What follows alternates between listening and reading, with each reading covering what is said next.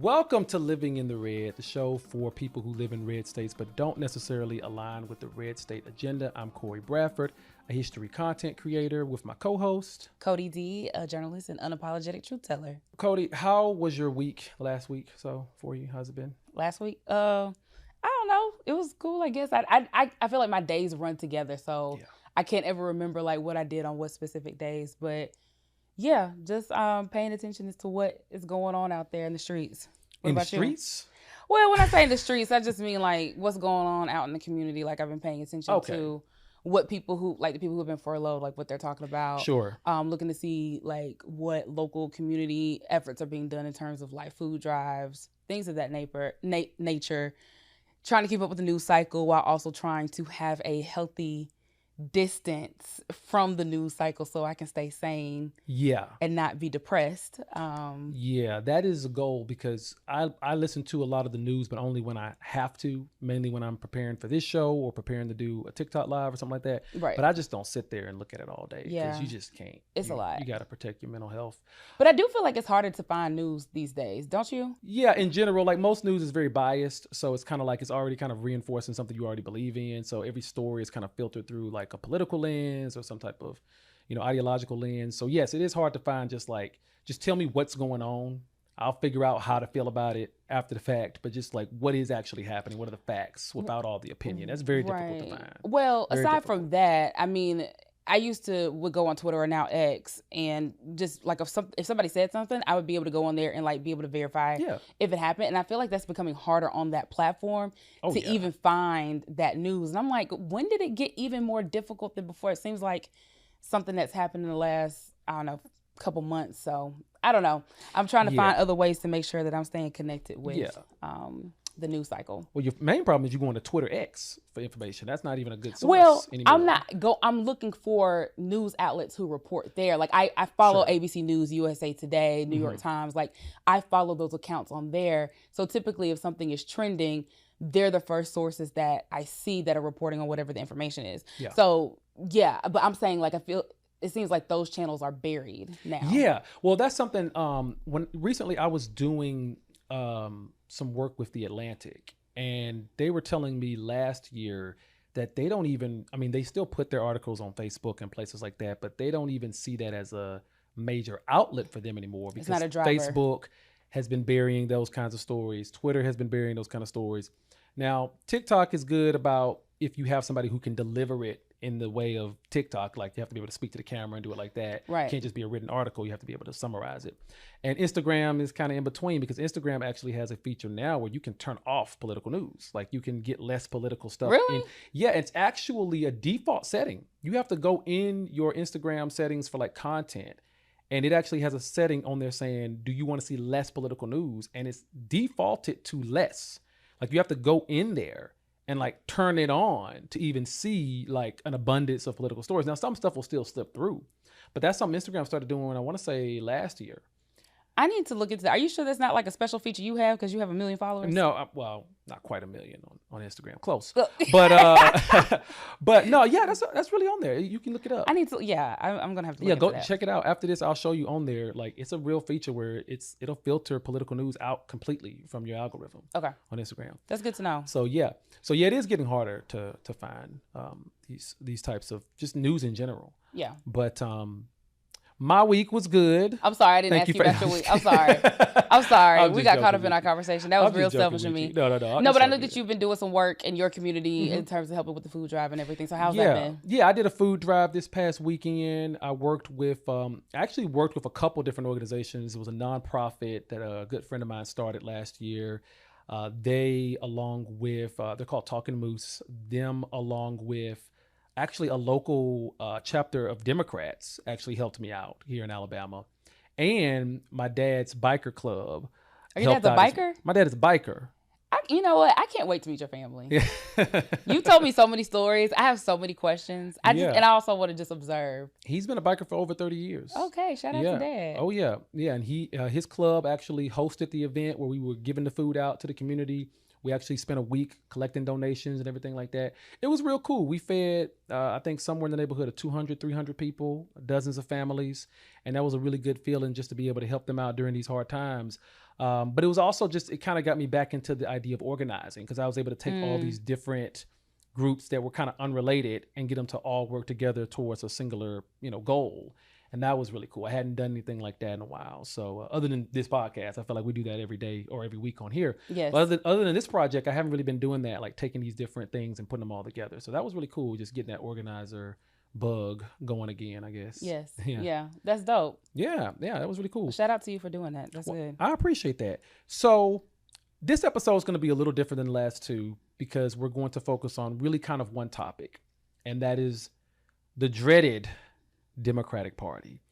Why you say dreaded? Because I feel like even people who are Democrats and vote for the Democrats don't like Democrats. Yeah. Like, just don't even want to define themselves as that. They don't really like consider themselves that. It's not like the Republican Party where they're like proud. They're loud and proud. They wear shirts. Yeah. They wear hats. I'm MAGA. I'm conservative. Yeah. Bumper stickers. You rarely see, unless it's like an old school Democrat that's been around for a long time, you rarely see young people or families or just people in general labeling themselves as Democrats, even though about half of the voting base. You feel like are you sure that's not just because we're here? Do you feel like that would be the case even if you were back in New York? Oh, no. I mean, in New York, no, nobody just went around being like, I'm a Democrat. Okay. Like, they voted Democrat and they consider themselves liberals or progressives. They would maybe define themselves as that, maybe a leftist or something like that, which are all very different things. But I don't think, sorry for cutting you off. I don't think that liberals label themselves in the same way that conservatives do. Like, conservatives have like the MAGA hats and the shirts and stuff like that. I think liberals, they may not have anything that says Democrat per se, but they may have like a pride or a rainbow sticker on their car or on their business or Black Lives Matter flag. Sure. But that's different. That's like a specific sort of ideology or a group you belong to, versus like Republicans, I feel like, are pretty proud about being Republicans in general. Okay. Or at least they're proud about being MAGA. Let's just say that. They're proud of Trump and things like that. Whereas Democrats, you don't really see, like, when the last time you seen somebody with like an Obama shirt? Well, I mean, we live in Alabama. But so you travel. I don't see that in New York. I lived in New York for 2 years. I never really saw anybody with like a shirt saying whatever it was, yes we can, or something on it, Yeah, I mean, now granted that was 10 years ago when he was around. So do you think that this is newer, like this whole thing where you're talking about Republicans kind of branding themselves? I feel, is there like it's like next level? That's new, a new, right? that's like a Trump thing. I think that's a Trump era. Well, that's because they're in the cult. Really, This is why you're going to see that. Yeah, we're not going to see it with Obama and other Democratic players because we're not in a cult. Yeah, but I do think back in the day, Reagan Bush stickers were pretty prominent, and I feel like people were, I felt like they've Republicans for at least the last 30, 40 years, and we'll get to some of this. I feel like they've been a little bit more open about labeling themselves as a Republican, versus Democrats have always been kind of like, I'll vote for that party, but I'm not just going to walk around with a shirt saying I'm a Democrat. I don't know. I remember during the Obama years, me seeing a lot of Obama stickers and stuff. Yeah, more prominent during that era. Yeah. And maybe that's what it has to do with. Maybe it's only during an era where that party has good leadership. Yeah. And like a solid. Or they're just in power at the time. Yeah, but I mean, in 2022, I never saw nobody with a Joe Biden Well, that's true. That's true.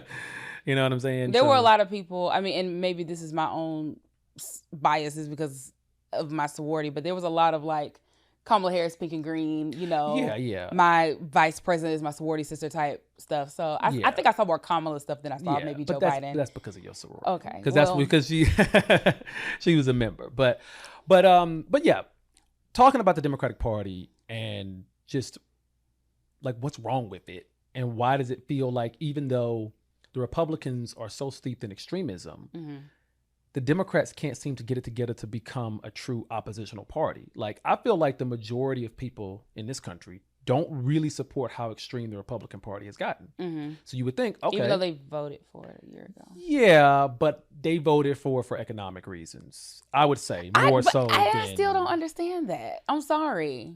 They associate the early Trump years with it being a decent economy. Now, we know a lot of that was the tail end of the Obama era, but they associated with that, other than the pandemic, the economy was not bad in like 17, 18, 19. I So they associated with that. And then I also think he's a businessman, he can fix it kind of thing, which is stupid. But that's where their minds are. Yes. And I'm okay, yeah. And I forget that we had the conversation last week that there are a lot of people who don't keep up with the economic cycle, the political cycle, maybe as closely as we do. So they don't understand that the things that we're feeling today is because of the actions of the previous administration from years before, and so on and so forth. So I forget that that's like a thing, because when people talk about, oh, I voted for Trump because he's going to save the economy, I'm just like, how do you not understand? First of all, the man's a liar. That's number one. Number two, how can you claim to be informed and still vote? But anyway, so that's above me at this point. But yeah, no, I get what you're saying. He couldn't even save his own economy because his own businesses went bankrupt multiple times. Correct. He went bankrupt multiple times. But yeah, it's all optics. It's all appearances at this point. But still, even though, people voted for it, less than 30% of the voting population, if I'm not mistaken, less than 30% of the voting base actually voted for Trump. I mean, we hear 77 million votes. Sounds like a lot of people, but it's like 340 million people in this country. Yeah. So, really less than a quarter of the total population actually voted for Trump. So I feel like the majority of people in this country don't support the extremism of what he's doing. But the Democratic Party isn't strong enough to get the majority of those people to support it. Because if it was, we wouldn't have a lot of the problems that we have right now. Right. So the question is, like, how did we get here? Why is the Democratic Party in such shambles, even though, all they got to do is just like focus on the working class, not be extreme, and the average American would support them in counter to the extremism that the Republican Party is offering. Right. So I guess let's start with the government shutdown, because that was a Democratic orchestrated shutdown. Even if you don't want to blame it on Democrats, they're the ones who decided we're not going to vote to keep the government open because we want to get the subsidies for Obamacare extended. Now, there was a bunch of other things they were wanting as well, but that was the main thing. Yeah. Now, they were holding it down for a good, 40 days almost. It's still technically going on. Technically, the government is still shut down. Right. But there has been a new deal passed over the last couple of days in the Senate. Yes. Where 8 Democratic senators defected essentially from the rest of the party. And they negotiated with Republicans to pass what they call a continuing resolution to reopen the government. And I believe this CR will fund the government through the end of January. Yeah, if I'm not mistaken. You listened to the Daily just like I did. Well, I had also read that because when the news broke on Sunday that they were negotiating a deal, it was saying that it would be reopened until, I think, January 30th. January 30th, something. Yeah, 31st, something like that. So 8 Democrat senators basically said, forget what the rest of the party's doing. We're going to go over here and actually work with these Republicans. I don't think that would have happened in the Republican Party. I don't think you would have gotten 8 Republicans to defect from the rest of the party. That's how, in unison they are. Right. Versus the Democratic Party, there's a serious lack of unity when 8 of your members just decide, we're going to go over here and do something else. So where does that stem from? Why is it that Democrats can't seem to get on the same page and unify with even themselves, let alone the American people? Yeah, I think that, and I feel like we've talked about this in previous episodes when we've talked about the disgruntledness that a lot of people do have with the party. I think that the division that exists within the party is more evident today than it has been in any other time. And I think outside of just the shutdown, I think that we could even look at the mayoral race with Zoran Mandami. Yeah. Because a lot of the established Democrats did not want to support and back him, even though he is representative of what the party should be, in my opinion, in the future. A lot of people didn't want to endorse Cuomo. I don't know if I remember saying his name right. Cuomo. Yeah, Cuomo. Thank you. They didn't want to endorse Cuomo, but they also did not want to outright say that they were endorsing Mandami. So, there's clearly a divide between, I think, a couple of different things. You have old school established Democrats versus younger, more progressive Democrats who are wanting to see changes within the party or to kind of correct the mistakes that the party has made over the last, 10 years. Primarily because a lot of people feel as if the party has not done a proper primary in the last few election cycles. And then I think there's also a divide between what is considered centrist Democrats. And I think a lot of those people do tend to be the more old school Democrats.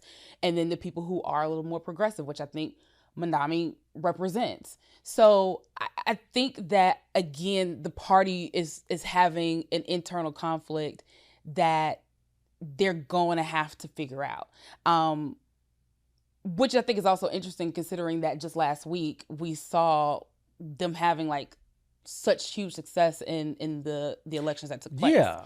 So, but at the same time, if I'm recalling correctly, a lot of those places where the elections were taking place, for the most part, were in places that can easily be won by Democrats. Yes, that's so true. There's that as well. I mean, like it's somewhat of a revelation as to what we may see coming into the midterms next year, but I don't know if it's a good sample of what's to come.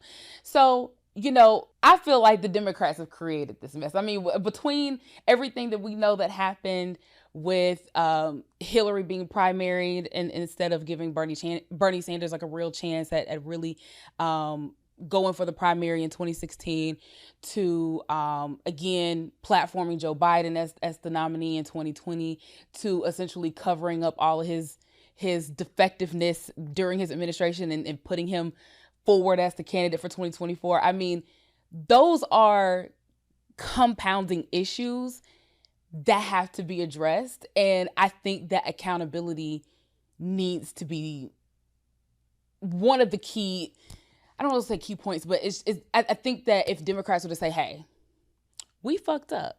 We've been fucking up. This ain't never gonna happen. We've been fucking up. And we want to do what's best for the American people.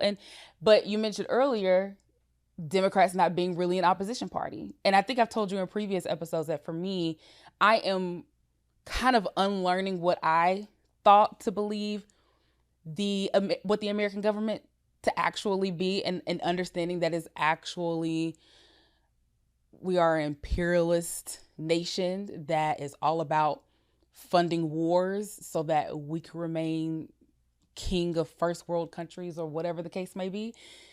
And that means still being beholden to corporations or to the interest of your own self so that you can remain in power, and not always doing what's for the betterment of the American people at all times. So if that is the case, the question for me then becomes, can the Democratic Party ever really be an opposition party? Well, doubling back to you mentioning 2016 and Hillary Clinton, I do think that's where, for me, the Democratic Party fell off a cliff. Absolutely. Because you had Obama, who was a fairly young black man. I wouldn't go as far to say that he was a full-blown progressive, but he was much more to like the center left than, I mean, before him, you got like Bill Clinton, who by today's standards would be a straight up, he would be conservative, in my opinion, by today's standards. Yeah. Definitely like moderate, center right kind of leaning. So are you saying that Obama was center left for that time, or considering for that time? Yeah. Okay. Today he's more of a centrist, but for that time, I don't know if anybody else would ever say that.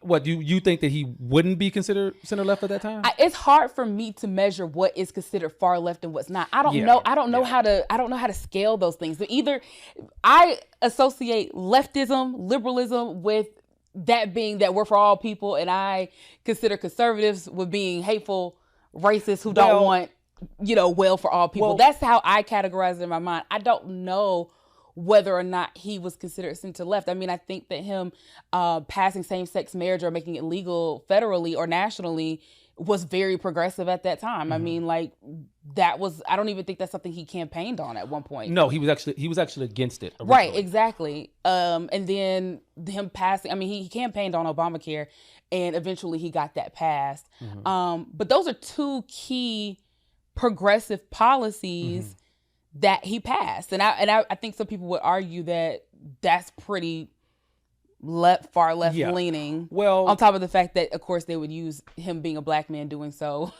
even more radical left, even though that has nothing to do with anything. But okay, well, let's break it down. Let's break it down, because these definitions can be pretty confusing for people. Yes. So let's break it down. Well, first, I just want to point out, because I know somebody in the comments is going to say it.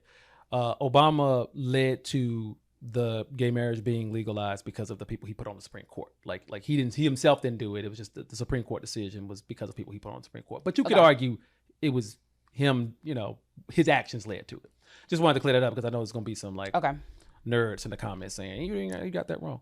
But thank you. No problem. So let's break it down. Mm-hmm.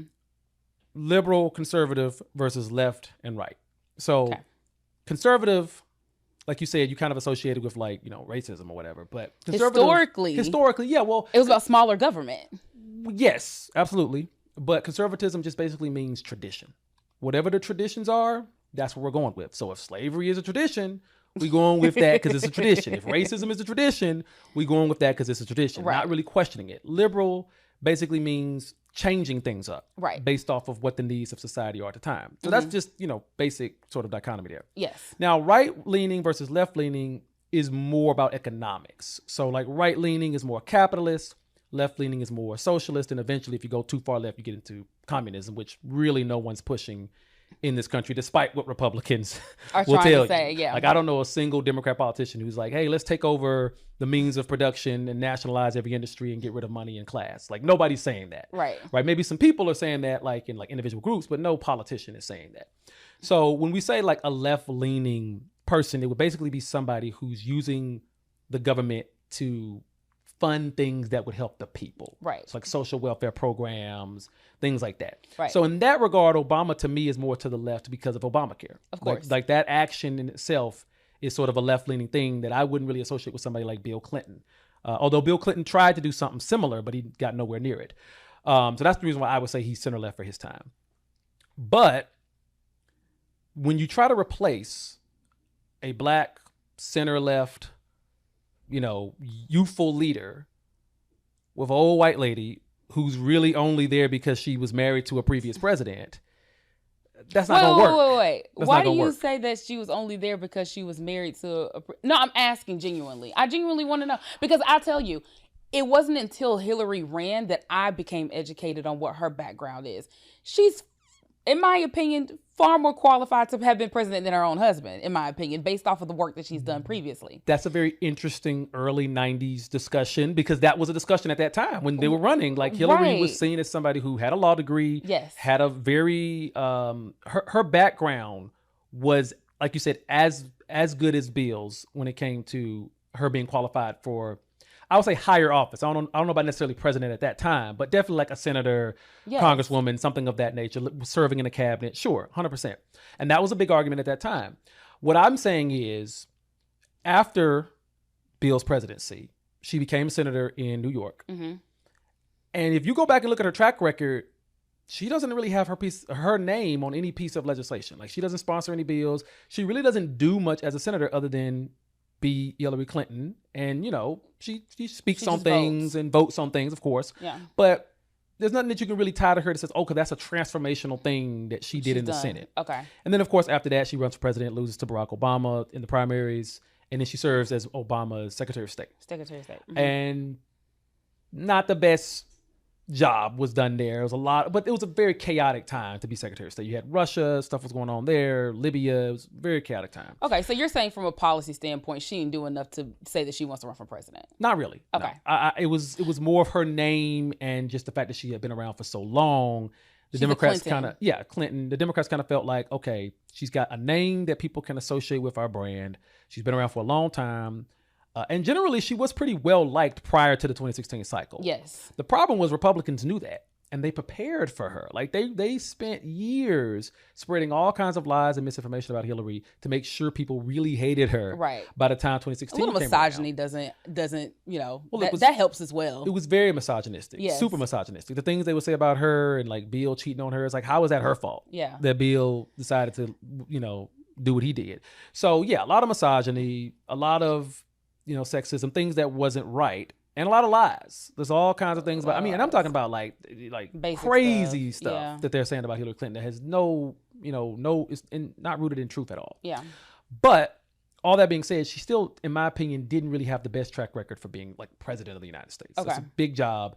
And the Democrats just kind of handed her that nomination on a silver platter when you got this guy, Bernie, sitting right there who wasn't as well known, But he had a lot of momentum, though. A lot of momentum, and was really resonating with the younger people in the party, even though he was an older white guy, resonating with the younger people in the party. And it's like, you can't replace Obama with this older person whose name resonates with the 90s. Yeah. That's not going to work. And then you move on from that, you go even older with Joe Biden. Joe Biden is not even a boomer. He's older than boomer. Yeah. He was born in World War II. Like, he was alive. Yeah. During World War, he was a toddler when World War II was going on. Yeah. That's how old Joe Biden is. Yeah. Joe Biden's old. He's old. Yeah. Like, no disrespect. I respect my elders. Great for him for living a long life, but it's people in their late 60s who couldn't even do that job. I was watching this. Somebody put it on social media. The video of like President Obama and Joe Biden watching, I guess, the Senate or the House voting to pass the Affordable Health Care Act. And I was like, Joe Biden's face then in comparison to today. Oh, my goodness.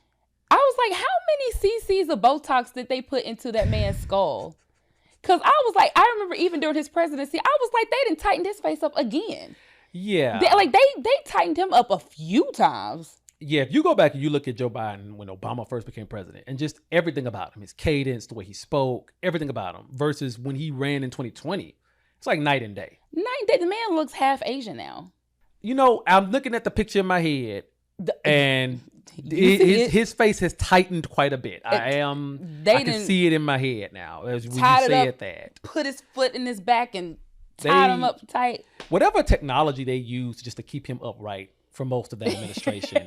there's some I'm using that a conspiracy theorist, but there's some technology that they had that is not on the market. You need to read Original Sin. I do need to read it, but there would be times, if you remember when he was president, there would be times where he was just like out of it and he was slurring his words, and it was just like, oh, poor Joe. And then there'd be times when he was hype, where he would get on that stage and he was like his old self again. It's like, what did they shoot him up with? He got a good nap and a B12 shot or something. Like, yeah. So you think sleep and B12? I don't know. You don't think it was cocaine and like energy drinks? No, I don't think. I mean, probably because you look at his son. I mean, there's a history of some substance use there. You saying he got it from somebody? I'm saying his son might have hooked him up, like, hey, Dad, just hit this one good time, just a little snort, just in the left nostril. You be good for the next day. Yeah, and you gonna be rocking and rolling for the next 12 hours. Because he would get up on that stage sometimes, and it was just because even after he had that horrible debate performance, like that weekend, he was on the stage and he didn't look anything like he did. Yeah, I remember they did that strategically. Well, yeah, Biden messed up because Trump set that debate for like 8 o'clock, 9 o'clock at night. And Biden know he don't need to be up that late at night. I mean, and they talk about that. I really want you to read the book. They talk about how they strategically made his schedule tight, where they tried to make sure that he did all of his stuff in the public appearances from 10 a.m. to 4 p.m. Yeah, and if anything hours.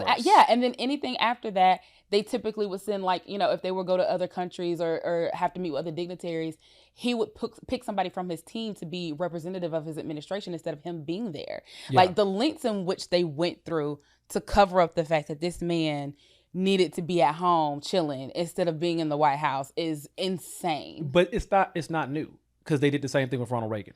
Well, this is my thing. If you got the job, you in the White House, complete the job. Yeah. Don't run for a second term. That's true.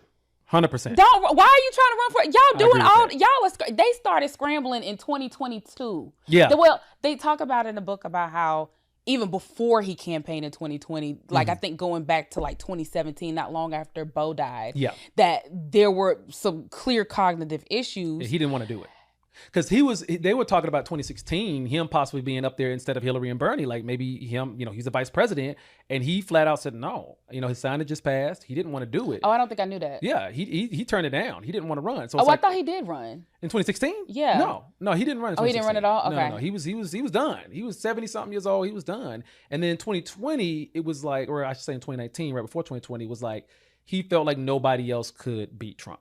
That was his motivation. And I think that and you know what? That's where I will give the party a little bit of credit. I think that they realized that, identity politics is not always what's going to work here. Yeah. We have to sometimes pull out our faithful old white man, platform him so he can go up against Old Faithful. Well, do you think it's that or just his association with Obama? Because I think it's more of that. I think it's more of that. Like, you can, because Obama was the last victorious thing Democrats ran. So Biden being his vice president is like, okay, we can associate Biden with Obama versus if somebody else helps. like Pete Buttigieg runs, like who is that? Like nobody, I don't know how to pronounce his last name. Buttigieg. Pete B. I'm gonna call him Pete B. Okay, so you're watching Pete Buttigieg. Yeah. And you're asking if Joe Biden, if him being a part of the Obama, I mean, yeah, I think so. I think that does help, but I think him being a white man is like that helped. Well, that's more so of what. Sure, helped. I can see that. But something. So you got into something that I want to talk about when we're talking about Democrats is identity politics, because this is a big thing with them. Yes. I was watching an interview with Chuck Todd, and he was talking about one of the mistakes the Democrats made was they miscalculated why Obama won the second time in 2012. Okay.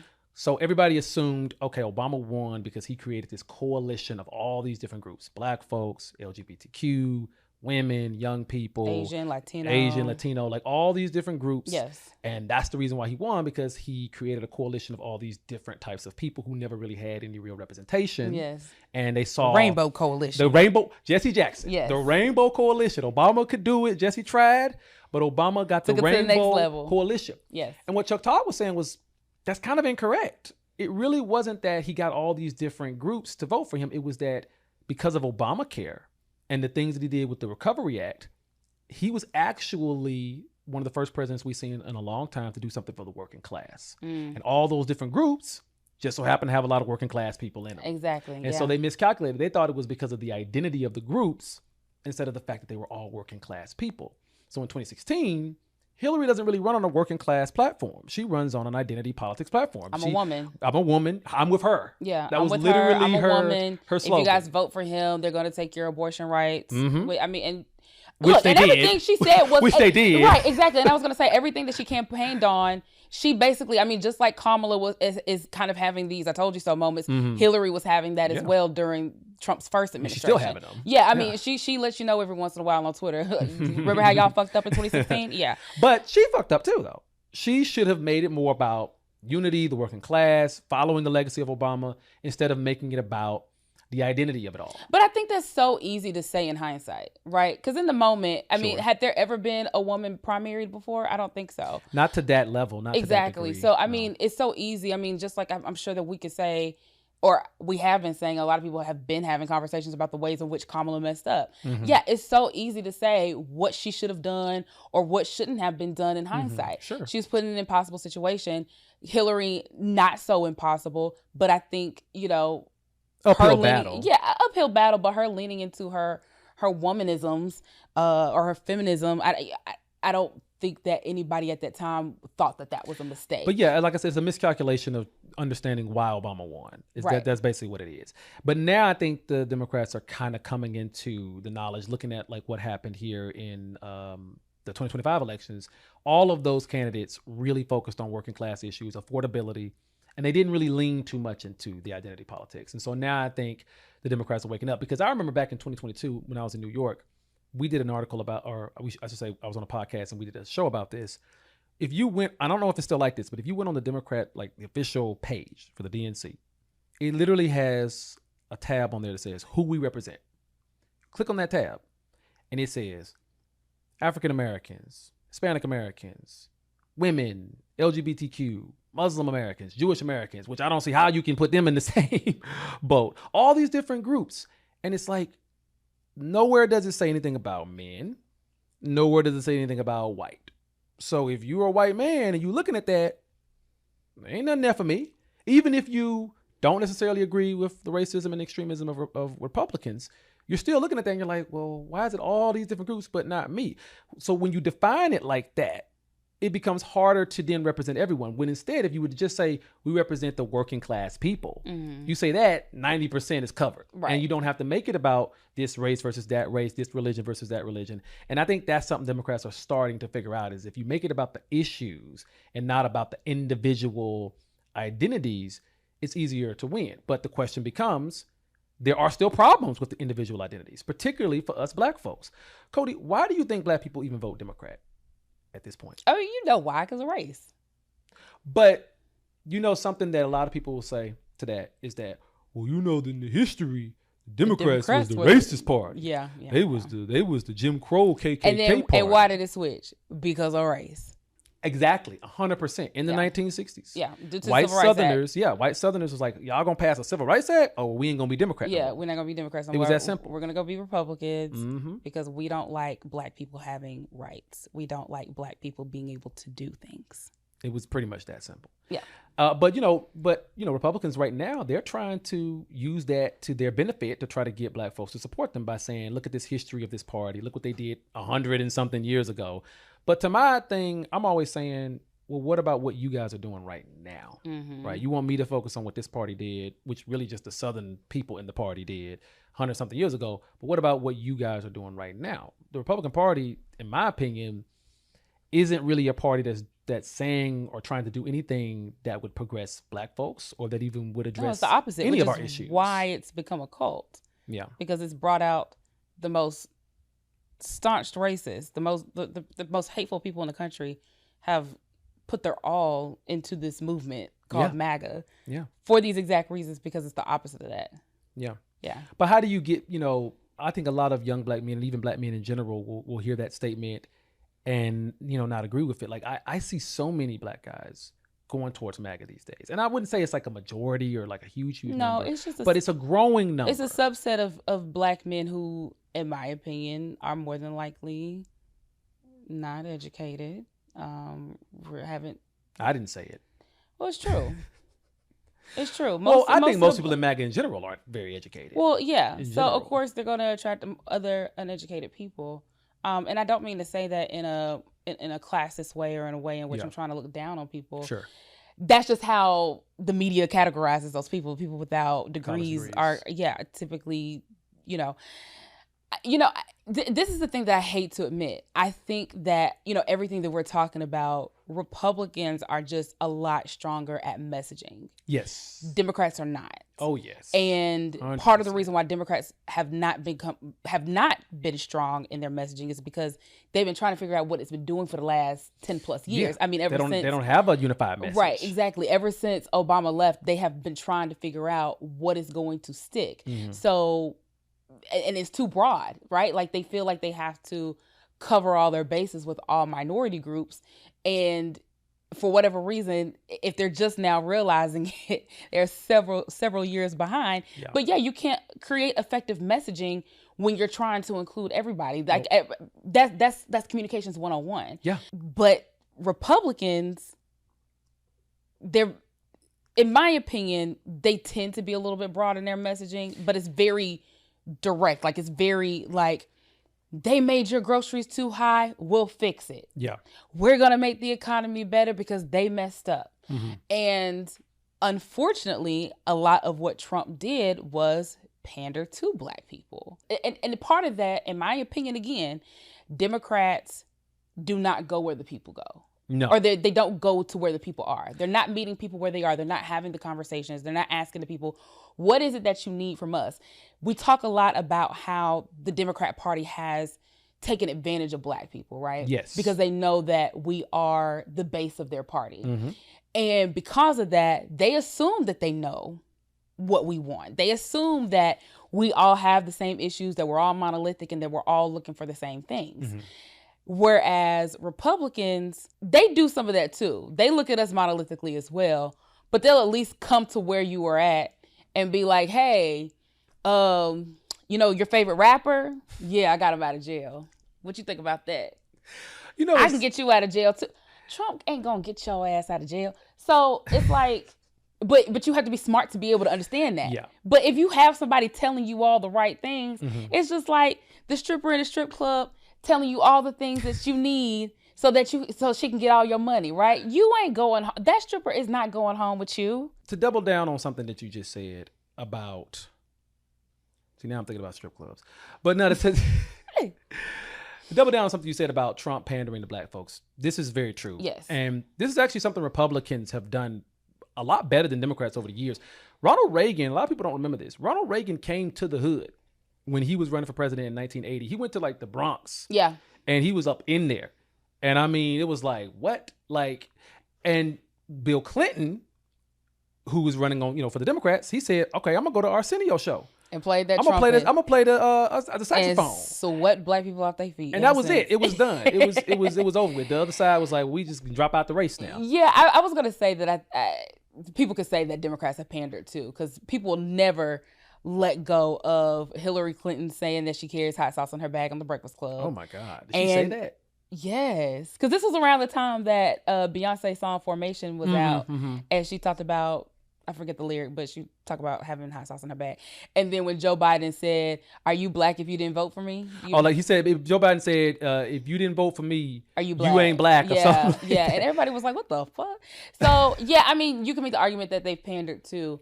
I just. I don't know. It's just like with Hillary and Joe, they're so out of touch. It's the way they go about it. Yeah, it's the way they they come to the city and they go to the fried chicken spot and do their photo op to show that they like fried chicken and collard greens. So like that's what they do. Donald Trump don't do that. Donald Trump's like, I'm not going to get no fried chicken, but what I will do is meet up with Lil Wayne. Yeah, he'll get your favorite Black. rapper. Yeah. Like, and see, that's another thing too. Democrats, because that's more current, right? Yeah, Democrats don't understand some of these groups that they're targeting, right? Like Democrats will get like Eminem. Like Kamala had Eminem in Detroit. It's like, okay, Eminem's fans are not Democrats. And black folks are not big Eminem fans. So who are you trying to get here to even like who is this gonna move? Yeah. Right? Whereas Trump will be like some, Lil Yachty, he'll be like Kodak. I love Kodak. Yeah. He'll go to the people that like, and a lot of that is like, Jared Kushner, his son-in-law, is like knows them people. Like he's tapped in, he locked in. And so he's able to tell, Trump like, hey, don't go for, this rapper from 20 years ago. Go for this rapper who's relevant right now. And that resonates with the younger black folks. I mean, that's a huge thing. Specifically, he mentioned how, and I forgot how he positioned himself, but he basically positioned himself as a victim. Oh, because he was being indicted. Oh, he was getting arrested. He had all them charges. He had all those charges. He was like, look, I'm just like the rest of you. I'm just like you. I'm just like the rest of you Negroes. I'm facing so many charges. They want to count me out. The justice system is crooked. Yeah. Look how they are trying to take me down. Yeah. And black people were like, you know what? I fuck with you. You right. And went and voted for his ass simply off of that. And it's like, I'm sorry. Do y'all not understand that this man like actually committed crimes? I mean, all y'all committed crimes. But do you not understand that, like, first of all, you do have to like actually have punishment for the crimes that you commit? That's number one. Number two, the man has evaded all of those charges. Unlike your black ass, you going to jail. Yeah. And you gonna sit there. But they thinking, well, he might give me a pardon. That's not how that works. That's not how that works. I think Obama was the Michael Jordan of the Democratic Party. Oh my God. And just like the NBA, they have found no replacement for Michael Jordan. Well, let me put this in an analogy that's better for you. I was going to say, because some people, when they say LeBron. Yeah, that's a hot debate. Yeah. But I'll say this. Obama was the Beyonce of the Democratic Party. Why you always going to try to bring Beyonce into it? Because I know how much of a Beyonce fan you are. Has anybody replaced Beyonce? Is there any young R&B artist that has done what Beyonce has done since? No. And you know what? And that's a conversation that we've had in certain spaces. Yeah. So I think Beyonce, you can say Michael Jackson, like he was this rock star that was very difficult to replicate. And I don't think they really thought, how do you replace someone like this? Or how do you follow this up? I think they were just kind of like, oh, we got people for a generation now just because he was president. But it's like, no, if you run someone who's not only opposite from him identity-wise, but also policy-wise. I mean, Hillary was not really talking about anything as far as, revolutionary policies that would be going in line with what Obama was doing. Bernie was doing that more so than Hillary was. So it's kind of like, well, how do you follow this up? And even with Joe Biden, I feel like Joe Biden won because of how crazy the times were, how crazy Trump was because of the pandemic. Not because people were like really excited. And that's the big thing. The Democrats don't know how to excite people anymore. Mondami, you see him winning in New York City. A lot of that has to do with excitement. He's an extremely exciting candidate. I think based off of what I've seen and heard, Mondami kind of represents that Obama feel in a way because he was the underdog and he came out on top. I mean, like nobody thought at the beginning of the year that he was going to come out on top at all. And it's same with Obama. Like everybody was like, who is this guy? Who is this senator who all of a sudden is talking about running for president? Yeah. So I mean, it's the same type of energy. Like, but you know what? I don't mean questioning to interrupt his identity. you. Go ahead. I don't mean to interrupt you, but I saw an exit poll saying that 60% of the black men that voted in New York City voted for Mondami, and that was more than black women. More than black women. Yes. Why do you think that is? I don't know. That's hard for me to say because I don't know New York politically. Like I remember when, and I talked to you about this about, all the people who were unhappy with Eric Adams, and I was like, well, how did he get elected in the first place? And the people I am friends with were saying it's the old school, black people pretty much. Yeah. And so I think for me, I'm so used to being a minority here that I forget the black vote doesn't really account for anything in a statewide election.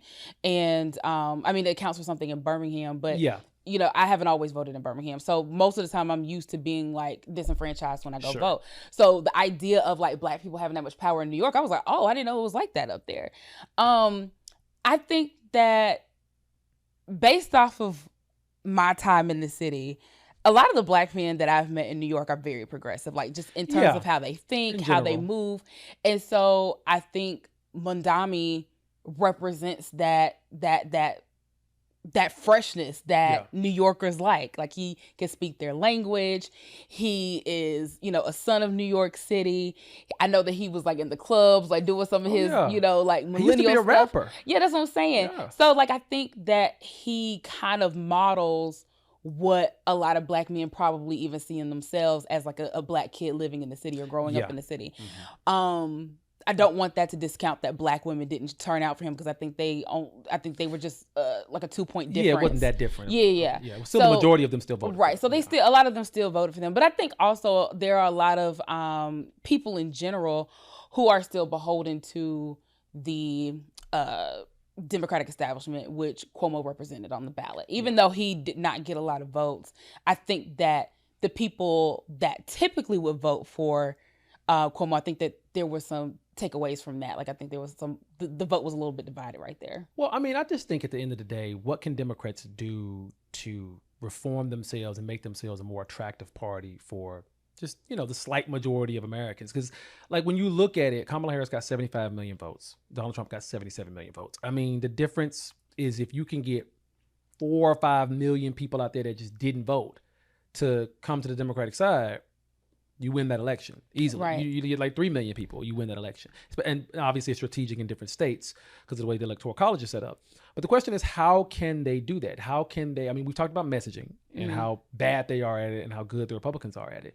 But what are some other ways that you think that they can maybe better appeal to, black folks, to young folks in general? How can they reform themselves? I think they could take notes from Mondami and learn how to do stronger, more aggressive messaging that's consistent. And I think going out and meeting the people where they are. Yeah. But I do want to circle the block on part of this conversation, if you don't mind. Okay. We opened up talking about the government shutdown a little bit. And my question is, a lot of people are upset with Democrats because they felt like this is the one time that you guys had a little bit of power, that you guys could have, continued to hold out to get what it was that we wanted. 2 things. One, we know that Republicans are not going to budge. They don't have any reason to. No. They're in complete power of the government. Why would they be willing to negotiate? Yeah. They clearly are not for the people. So they're okay with people not being able to eat, people not getting their paychecks, etc. So my question is, if these 8 Democrats, and really, I don't think did they need 8? They needed 8 on the dot. That was the exact number they needed. Okay.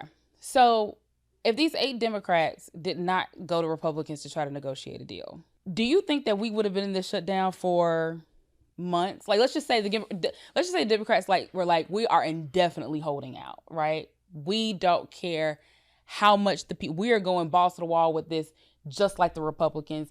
Everybody's going to suffer with us. You guys are not going to just blame this on us. We are trying to fight for the people. We're holding out. Yeah. The shutdown could have lasted for months, right? Yeah. Because that was what I was worried about in the back of my mind is how long are they going to let this drag out? Mm-hmm. Yeah. I had some sources tell me that they were going to at least go to Christmas.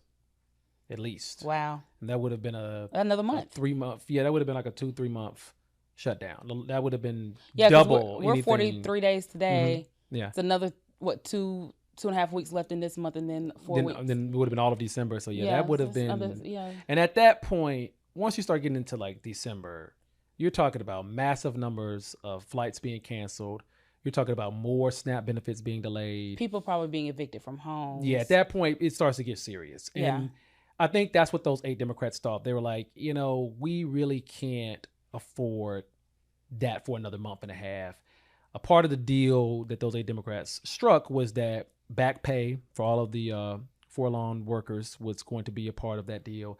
They actually struck a deal to rehire all of the people that were laid off during the federal shutdown. So that was somewhat of a win. And they got Senate Republicans to agree to maybe holding a vote on whether or not to extend the ACA subsidies, which of course the Republicans will vote no on, but at least they'll have them on record voting no on it so they can campaign on that next year. So that's basically what the 8 Democrats got out of their dealings with the Republicans. But they didn't get an actual commitment to extending those subsidies. So that deal that they got is basically the same deal that was on the table like a month basically ago. Nothing. Yeah. Nothing. Like we shut down the government for nothing. And, I don't personally, I don't have any feelings about it. I mean, I'm glad that people are now, it's held up in the House right now, but I'm happy that people will eventually be able to go back to getting their SNAP benefits and getting their paychecks, and hopefully the airports will feel some relief soon as well. Sure. But I'm not mad at Democrats for trying to put up a fight at the same time. Yeah. I feel like it was an impossible situation, right? I mean, you are trying to fight against Republicans who have control of everything, and you guys are trying to hold out, and like they're not budging. I mean, what else can you do besides shut down the government? Yeah, and I think at the end of the day, it paints Democrats as, look, we try to negotiate with these people, because Republicans, their whole messaging right now is Democrats are evil, they're awful people, and we're not going to work with them. And it's like, okay, but they still make up half of the country and almost half of the government. So you have to work with them on some things. This situation proves they had to have 60 votes. So they had to have 8 Democrats agree with them on something. So at no point did the Republicans really come to the table to seriously negotiate. They were like, no, we're not going to do anything. If it's shut down, it's going to be on y'all. And the Democrats kind of felt the same way. And it took these 8 Democrats to kind of break through and say, enough is enough. Do you feel like these 8 Democrats are going to be ostracized in the party? Are they going to be like, okay, y'all might as well just become Republicans? Or are people going to long-term look at them and say, well, somebody had to step up and be the go-between? I don't know. I know that Fetterman... well, he's already out. I was about to say, he's already kind of like demonized himself a little bit over the last few years. Yeah. For a long time. Yeah. So, yeah... I thought it was interesting hearing on the Daily how they strategically picked 8 Democrats who were not going to be getting reelected either at all or anytime soon. Yes. Which I think is pretty smart, considering that, like we talked about, how most people are not very politically engaged. People are not going to remember. I think a lot of people don't even know names now. Like, I think you have to be like us, people who are like reading the news to know who these 8 Democrats are, to consider that when you go to the polls next time. So I don't think that this is going to affect these individuals as much as it's possibly going to affect the party as a whole. Well, your girl was involved in hammering out those deals. Who, Katie? Yeah. Tuskegee alumni. Don't do that. Absolutely not. Don't play with me. Okay, well, honorary holder. Nothing. We're not even gonna talk about that. Can we stop? But she was the one. They're giving her all the credit for negotiating with these 8 Democrats. I saw it on multiple sources. Well, we talked about how Katie, and it's funny because I was talking to a friend recently, a journalism friend, where she was just saying, she speaks to Katie Britt's people off the record all the time, and they're the most helpful people off the record. Really? But on the record... It's MAGA, MAGA, MAGA. MAGA. Okay. So, like we said last week, I think that Katie is I think she is a politician through and through. Okay.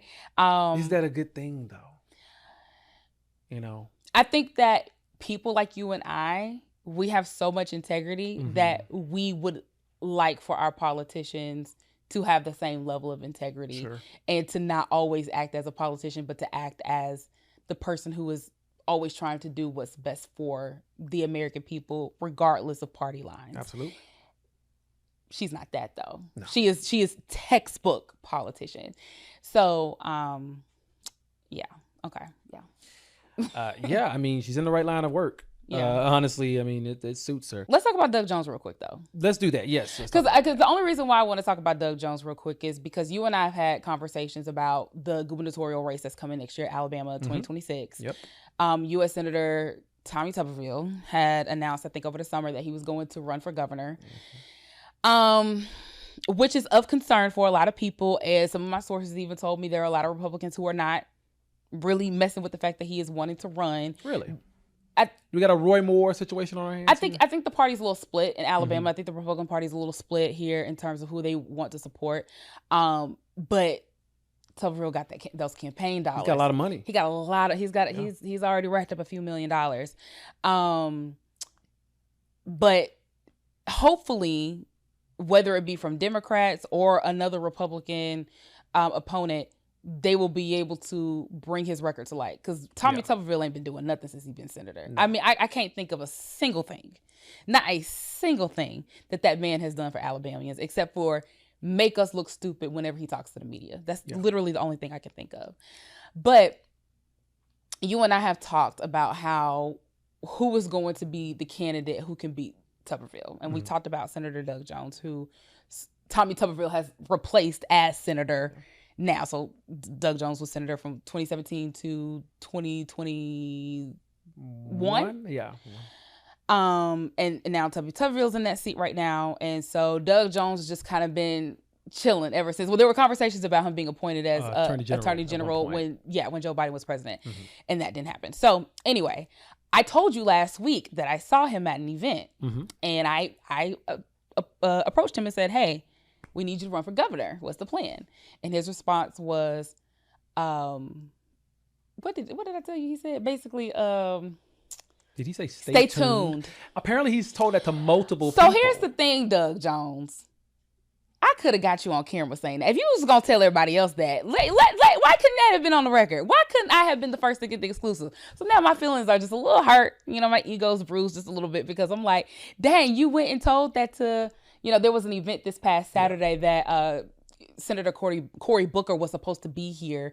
And I think because of the negotiations with the shutdown, he had to cancel at the last minute. He was on the phone. Yeah. So instead there was basically a local town hall that was held between Congresswoman Terry Sewell and Doug Jones. And so that was when he made the announcement, stay tuned. And so he told you that before that? He told me that first. Okay. So Senator Doug Jones told me, Cody D, he told me first, stay tuned. That was last Monday. And then he told everybody else on stage. Now, if I had known that he was going to tell everybody else that, I would have tried to find a way to have ran that first on my own platforms. But I was thinking he was telling me on the low, don't tell nobody, but stay tuned. Stay tuned. Yeah. But you went and told everybody else. So now I ain't special no more. So anyway, I'm looking forward to whatever this thing tuned is. Everybody is expecting that he is going to make the announcement at some point. And I know the conversation that you and I have been having is, what you waiting on, Doug? Yeah, I mean, it's getting pretty close now. I mean, it's almost 2026. I think we're past, it's less than a year now. Yeah, less than a year. It'll be less than a year from the governor's, from when we can actually vote. Yeah. So, yeah. I think it's an uphill battle, but Doug Jones has done it before. He's done it before. And the thing that he benefits from is Trump is not going to be on the ballot, because when he ran against Tuberville in 2020, Trump is on the ballot. So all the MAGA folks, all the Trump folks, they're coming out and they're voting straight Republican. So of course Tuberville is going to win that. But if you get him in a midterm election, and it's a state, and it's a governor's race, it's not like a Senate race. It's, it's really an Alabama-centered race. It's going to be about the issues here. Because the one thing about Tuberville is that Tuberville has announced that he wants to get rid of, if I'm not mistaken, I believe it was either income tax or property taxes in Alabama. Like, wants to get rid of them. Now, either one is going to make Alabama suffer economically. But if he were to get rid of property taxes, which I believe that's the one he was mainly talking about getting rid of, that's where like 40-50% of Alabama's education dollars come from. I mean, it would absolutely decimate public schools, which is the point. This is something that he and his kind, Republicans, have been wanting to do. Decimate the public schools so they can privatize schools and basically segregate everything out based on race and class. Right. And so, not to mention a lot of other like property taxes is one of the best ways that like local governments can fund local projects because Right. it's a very local tax, right? Mm-hmm. It's harder to do that with sales tax and income tax because those things fluctuate so much. Mm-hmm. Property taxes are kind of like set in stone. They fluctuate every few years, but it's a lot easier to use that money for something local than those other taxes. So if you get rid of property taxes, not only do you ruin your education system, but local governments, people like Birmingham and Huntsville and Montgomery, they got to rely on state funding more, which means they have to rely on Tuberville Right. and whoever's running the state government at that time. And that means any project they want to get done is going to get rejected and told no to. And so it's just another way for him to basically exert total control over the state if he were to become governor. And I think it's a terrible idea. Yeah, and the thing is about the people of Alabama is they don't know all that, nor do they care because he's a Republican.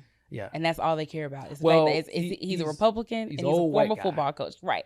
Those are the things that people vote for here, not actual policy. But how can an Alabama fan vote for an Auburn coach? I don't understand that. How can you call yourself an Alabama fan and vote for an Auburn coach who, if I'm not mistaken, has a pretty good record against Alabama? I feel like he's won most of the Iron Bowls that he played against Alabama. Like, just from a football standpoint, how could you? How could you say Roll Tide and then go vote for an Auburn fan? I don't understand that. Like, some things are more important than politics. The football.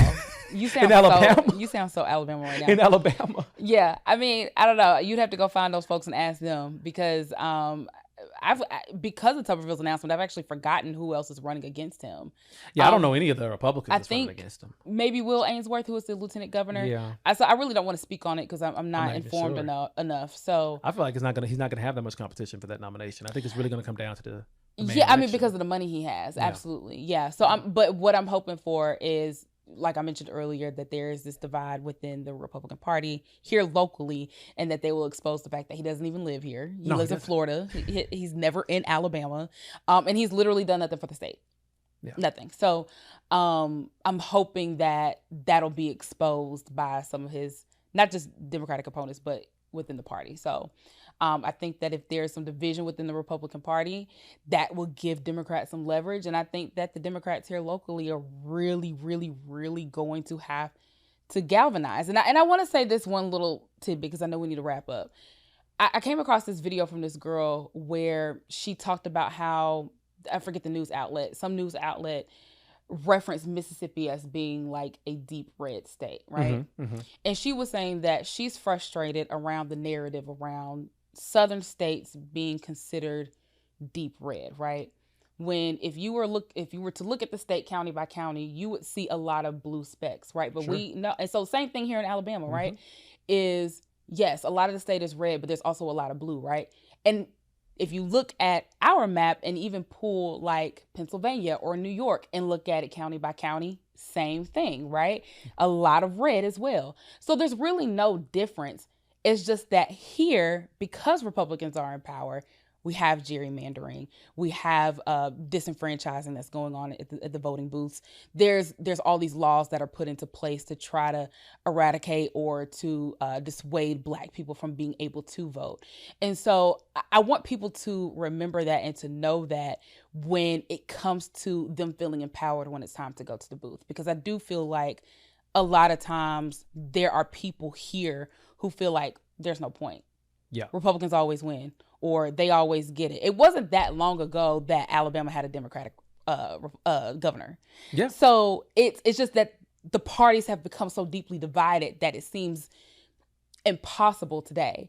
But I think that if we were, and when I say we, I'm talking collectively, we, people who tend to be liberal, mm-hmm. I think that if we work together, really get in the streets, make sure that people are registered to vote, make sure that people are informed of the policies, making sure that people are informed as to who is on the ticket, what's at stake, etc., that something could really be done in Alabama in 2026. I mean, I would love personally to see it. So yeah, I mean, just full disclosure, I was involved with some of the efforts when Doug Jones ran in 2017. I don't talk about it a lot, but that was an uphill battle, and everybody that, a lot of people from out of the state came and worked on that campaign. And when he won, it was a national conversation. It was a national conversation because it was an international conversation. People in England were talking about it because it's like, Alabama voted for a Democrat. How? Yeah. Like, they couldn't believe it. Yeah. But it's proof that when you run a good race, a good campaign, you focus on the issues that you reflect on how the actual place you're running for, like keep it local, like focus on the issues of that particular location.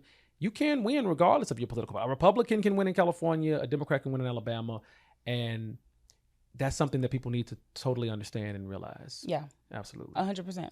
So, do you like being back in the studio? Yes, I'm glad that we're back. Yes. I wasn't, only because I didn't mind doing it from home. Like that was comfortable, but visually I was just like, ugh, I wasn't feeling it. It didn't look as good. You want the I like the high lights. quality. Well, we appreciate the studio for accommodating us, and thank you. And thank you, Cory. Yeah, we got to do this again next week. Mm-hmm.